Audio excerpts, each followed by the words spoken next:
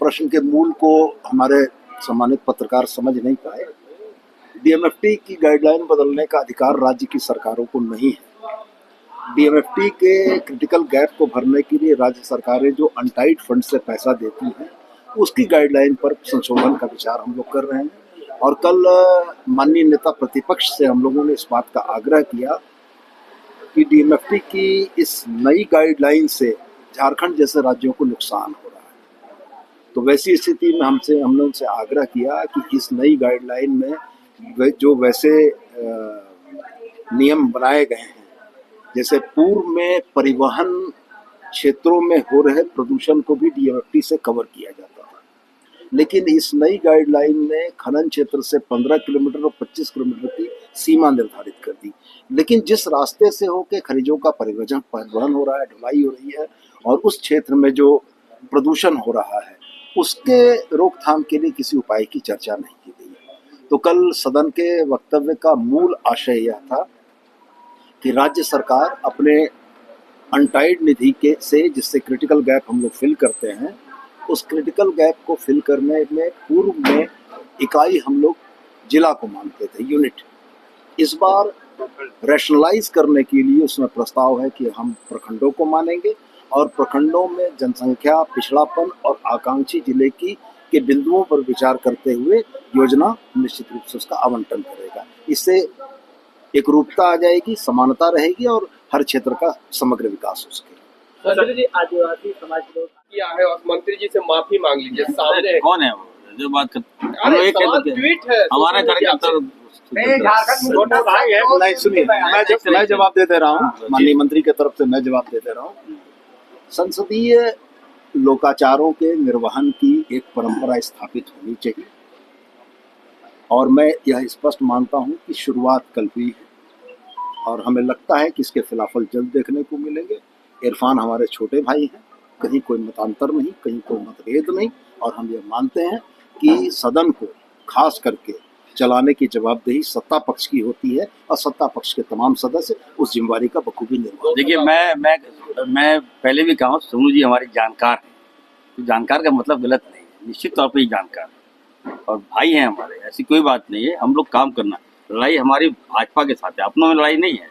हम लोग दोनों एक दूसरे के पूरक हैं। बड़ा भाई, छोटा भाई, उन्होंने कहा बड़ा भाई हैं। भाजपा को घेरना हमारा, भाजपा को खदेड़ना हमारा। ओर से आपके खिलाफ बयान आ रहा है। अब पार्टी छोड़िए ना, जब सामने बिहार दिवस पे आपका क्या कहना है?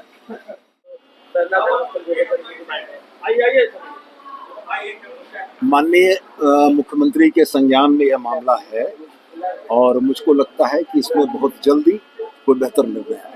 और सर, परिसीमन को लेके एक बड़ी बैठक चेन्नई में हो रही है और जो नॉन बीजेपी सीएम है वो भी वहाँ, तो परिसीमन को लेके जो डिबेट चल रहा है सर, आप क्या राय रखते हैं, कैसे देखते हैं?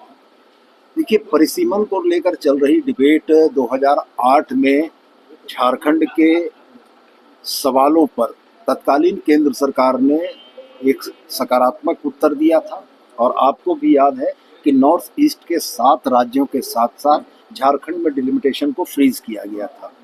हमारी आशंकाएं और चिंता इस बात की है कि डिलिमिटेशन का जो प्रारूप भारत सरकार ने तय किया है, उससे हमारे यहाँ कमजोर वर्गों के प्रतिनिधित्व के घटने की संभावना है।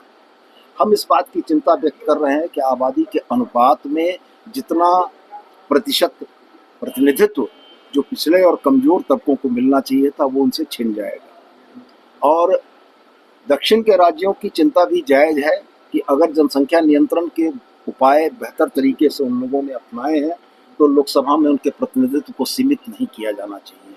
यूपी अगर जनसंख्या नियंत्रण के उपायों को अपनाने में विफल रहा, तो जनसंख्या के आधार पर उसका ज़्यादा प्रतिनिधित्व हो जाए, झारखंड का प्रतिनिधित्व घट जाए, तमिलनाडु का प्रतिनिधित्व घट जाए, ये समरूप व्यवस्था नहीं है।